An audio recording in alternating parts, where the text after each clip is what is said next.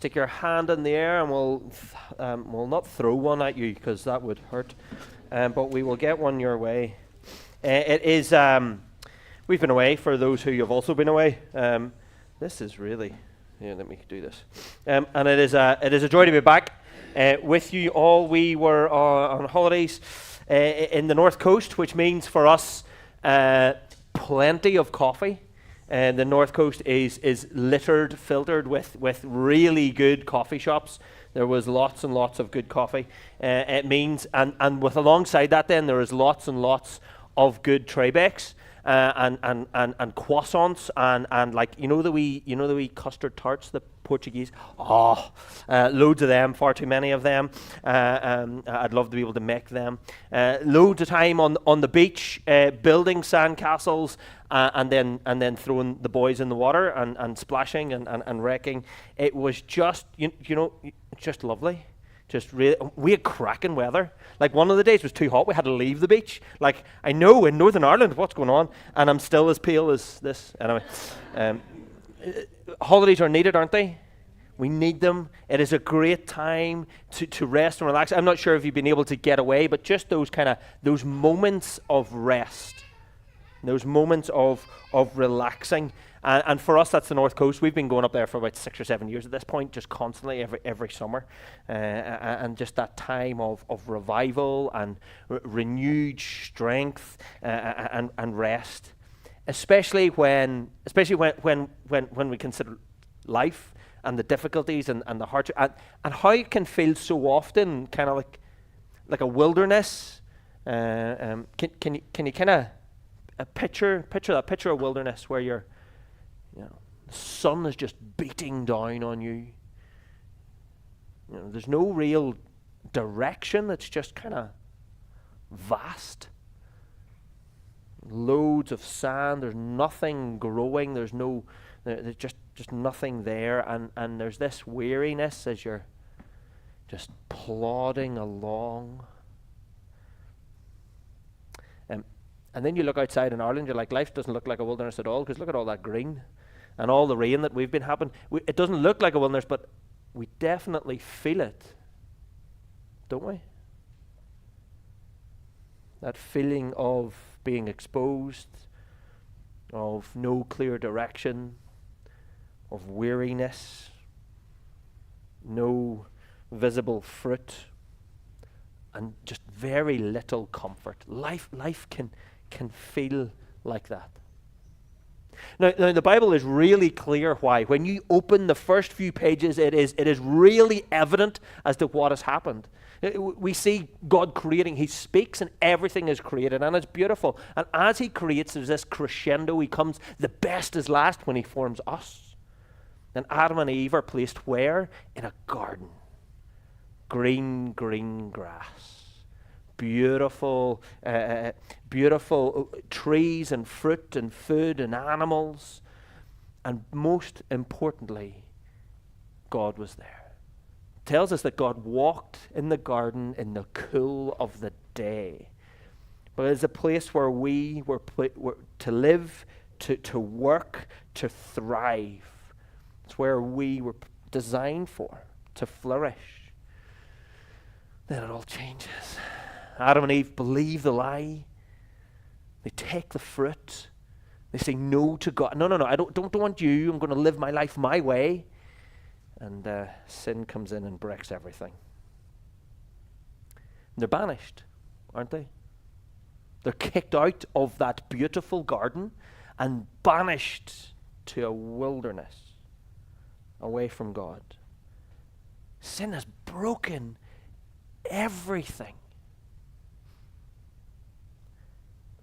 First and foremost, it's broken our relationship with God, the lover of our souls, the one in whom we find our rest and our peace. We live in a broken world where far too often tears and frustration are just normal. Sickness and death are around us. Cast your mind back to when life felt like that.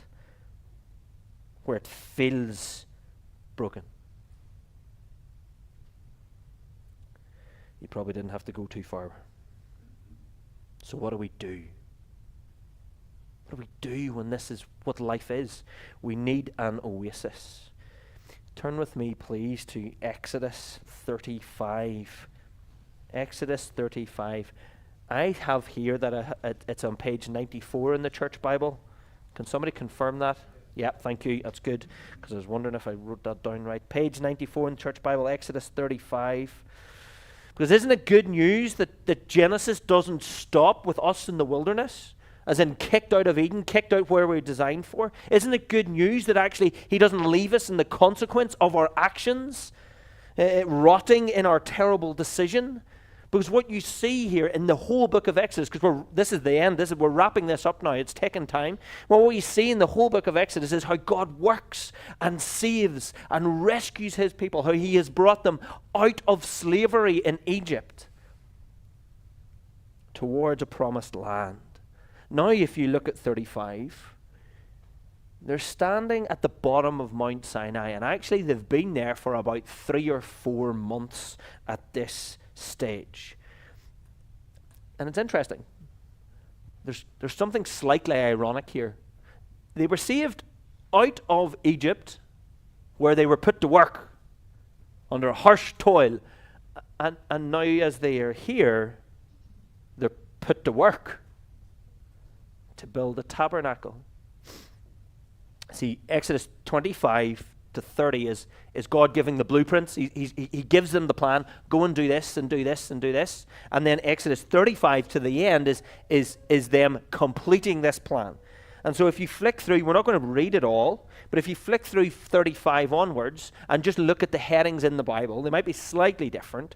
It starts with Sabbath regulations, and then it moves on to the materials for the tabernacle in 35. You see that? This is everything that's gathered together. And then in mine, on down, it talks about Bezalel and Oholiab. These are guys empowered, given the gift of the Spirit to be able to create and do art and build, and they able to teach other people as well. 36, you have them building the tabernacle. 37, you have them building the ark, the table, the lampstand, the altar of incense. 38, the altar of burnt offering, the basin for washing, the courtyard. There's a list then of materials used again. 39, you get into what is given to the priests. You have the priestly garments, the ephod, the breastplate, the other priestly garments. And then as you close 39, Moses goes to make sure everything has been done accordingly. Moses inspects the entire tabernacle. Now, we didn't read it all, and the details are really quite vast. This is there's 8 chapters in total given to 4 for the plans and 4 for the building. That's 20% of this book. That's substantial. Why so much coverage? Well, the tabernacle was the reason for the rescue. The tabernacle means dwelling place. The whole point of Exodus is that God moves and works and delivers and rescues his people, drawing them out of slavery so that he can dwell with them, so that he can be in their midst. See, at the very start, at the start of all the plans in Exodus 25, God says this,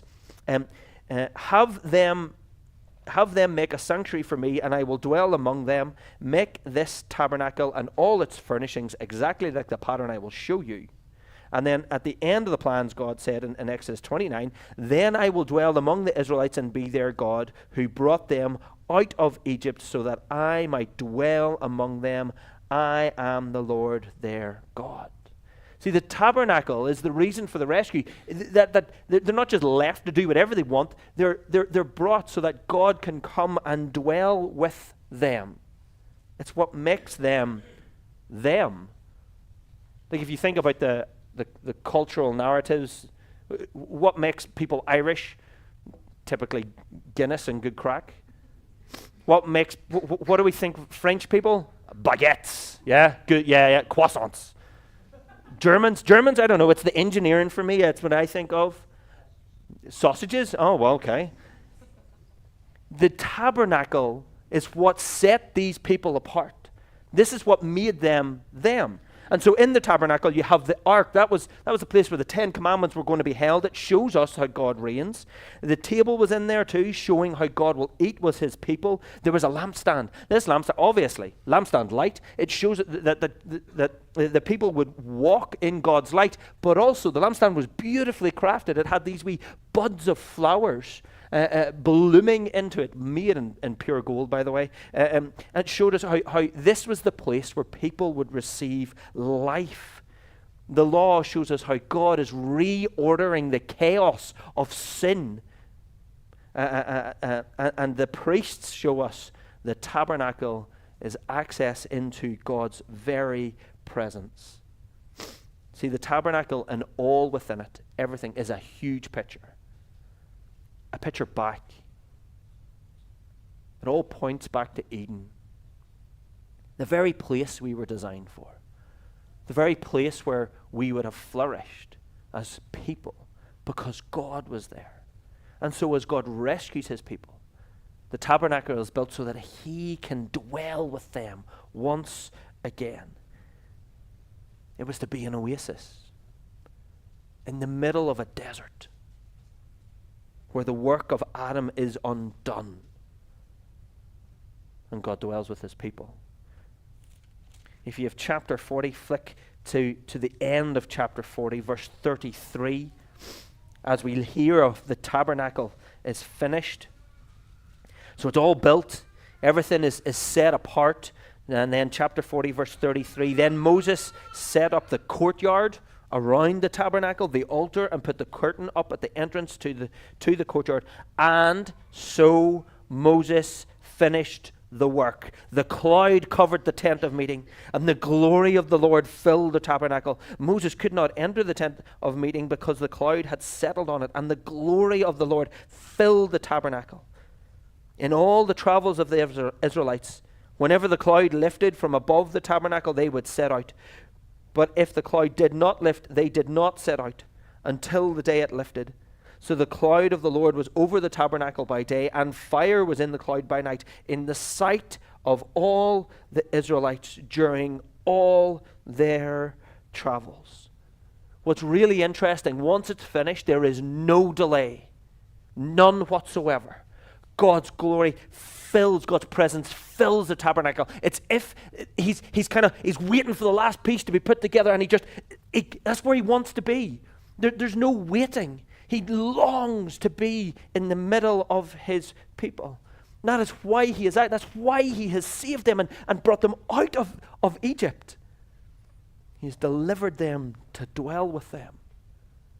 The tabernacle is where God dwells with his people. It is to be that oasis in the middle of life's difficulties. There was no need to wonder. None whatsoever. Is God there? They could see it clearly. The cloud is there, very visible. He was in a tent because his people were in tents. He was to travel with them wherever they went. If he moved, if God moved, his people moved. If he stayed and rested, his people stayed and rested. You have Yahweh God, the deliverer, at the center of their lives, present with them. It was an oasis where they would find rest, where they would know and experience God's love and goodness and guidance. It's what they were designed for. It's where they would flourish. But, do you see what happened to Moses? See where he was left? Verse 35. As the glory of the Lord floods the tabernacle, Moses is left outside. See, God was present, but not freely accessible. Sin had to be paid for. And that's what Leviticus goes on to show us. It's all about the sacrifices. It's all about how you come before God. The story doesn't end in Exodus. It continues on. The tabernacle is just a shadow. God's presence in the wilderness is pointing forward to God's presence in the gospel. In John's gospel, John writes, in chapter 1, the Word became flesh and tabernacled among us. That is, God dwelt among us in Jesus. And so Jesus was not just the tabernacle either. If you think through some of the statements, you have him being the lampstand, the light of the world. Also, when he says, I am the way, the truth, and the life. You have him being the bread on the table because he is the bread of life. He is the lamb, the Lamb of God, the one whose sacrifice pays for the sin of the world. And so as the story continues, as God continues to do what he does, which is to deliver people and to dwell with them, we see it as Jesus walks this earth. And so he is our oasis when we are struggling, when life is a wilderness, when we're wondering, what am I doing? How can I keep going? He is our guidance. When the kids are screaming, or when work is stressful, he is our peace. When life brings sorrow or difficulty, he is our joy. When the body fails and sickness comes, he is our comfort. When we walk through the valley of the shadow of death, he is our hope. And when our hearts ache, he is the one we long for. I don't know what life has brought you. We don't know what life will bring each of us in the future either. But a wilderness will happen. It will be hard and it will be difficult. Jesus is our oasis. He came to earth to deliver and dwell with us, just like God has done here in Exodus. This is how God works and moves. It's consistent. And with him we flourish. With him, this is who we are designed for.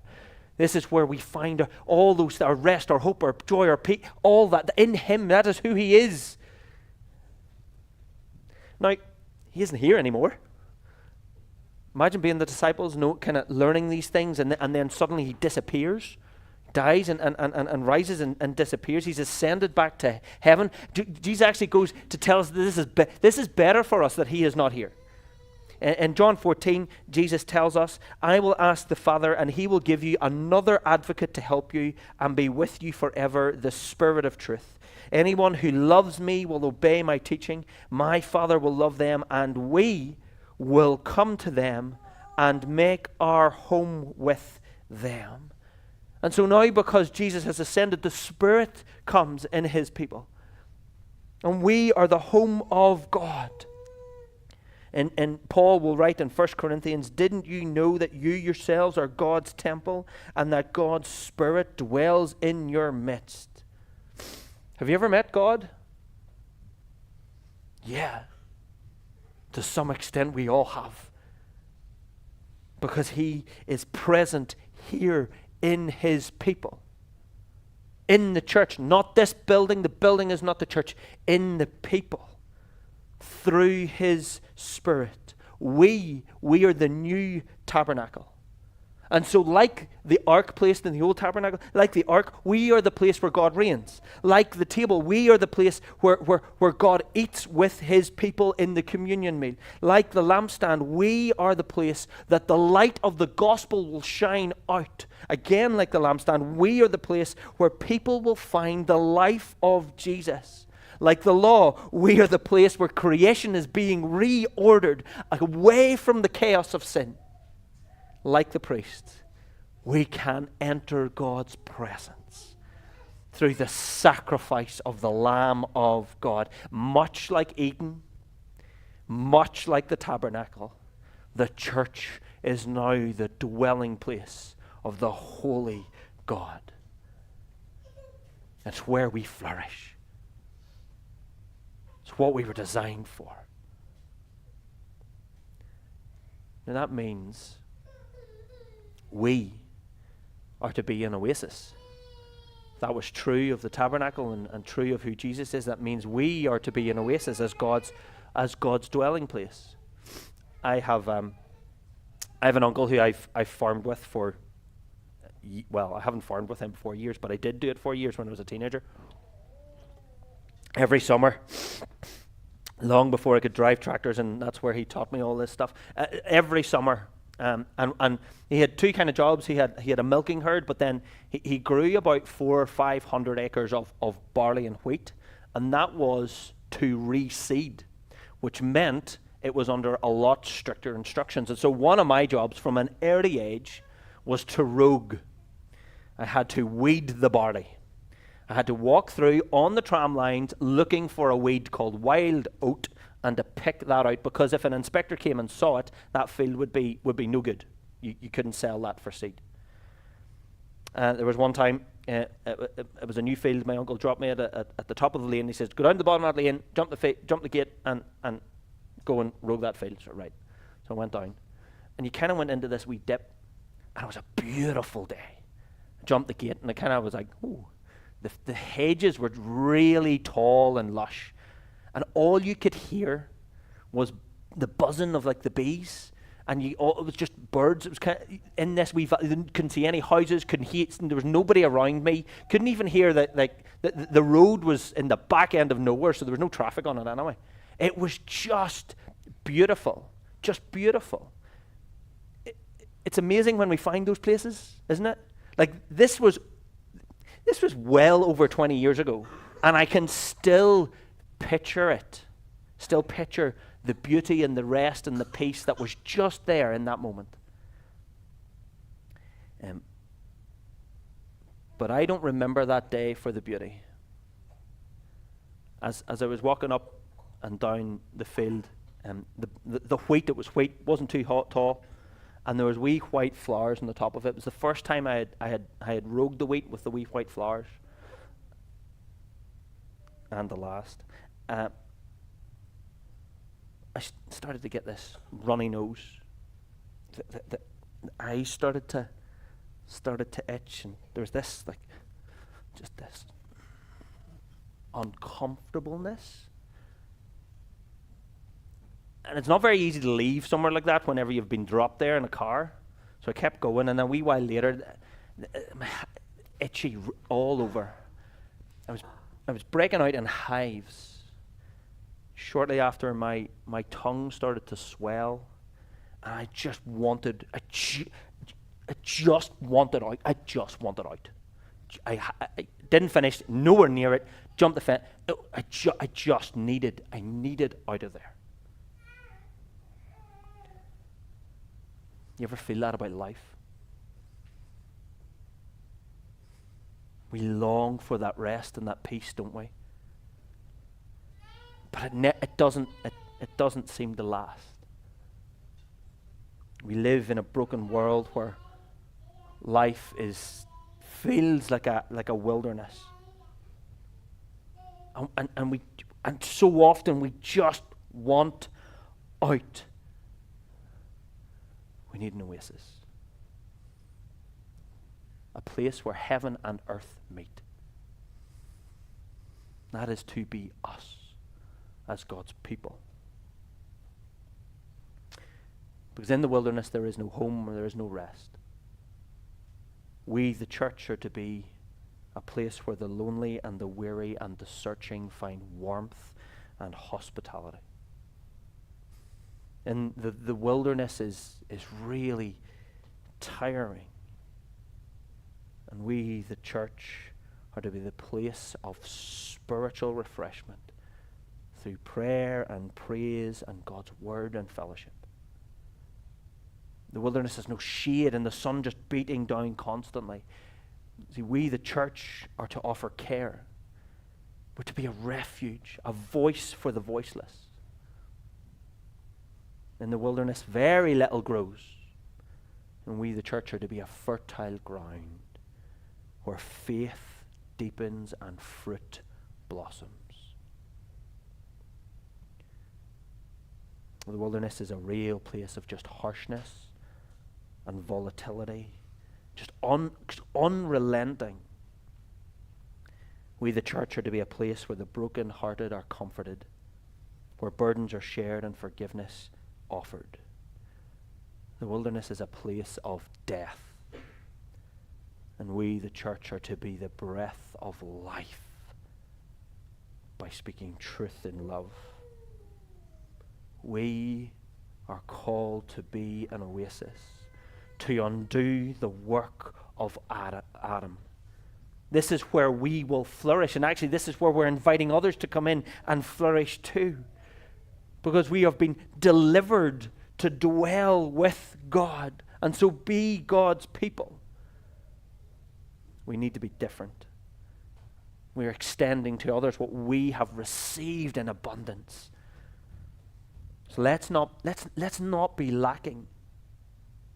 We have such an opportunity and such a power for good for our neighbors, for our family, for our co-workers. Imagine that. Imagine what that would look like if all of us here became that point of oasis, that point of peace and comfort and love in others' lives. What would that look like for your workplace? What would that look like in your family homes? As we gather together to offer care. Maybe that's a shoulder to cry on, maybe that's a meal, maybe that's a phone call, a coffee. To be a voice seeking justice, speaking against wrongs. To encourage, maybe that's a prayer, maybe that's just even noticing somebody and saying thank you. Maybe that's a word of advice. To offer life. Because please don't look at me, please look at Jesus. We are called to be God's presence in this world for good. We are to be an oasis of light and life and love.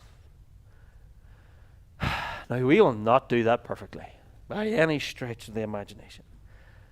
And so we ourselves will return time and time again to our oasis, to Jesus. We're going to take time and do that now. As we come and as we eat and as we celebrate and as we remember his sacrifice for us. We're going to take the bread and take the cup and remember Christ's body and Christ's blood. That we are God's dwelling place. That we have been delivered out of death to dwell with God himself and into life. I should have checked this start. Are we having some music now? No. Can we? Thank you, Jeremiah.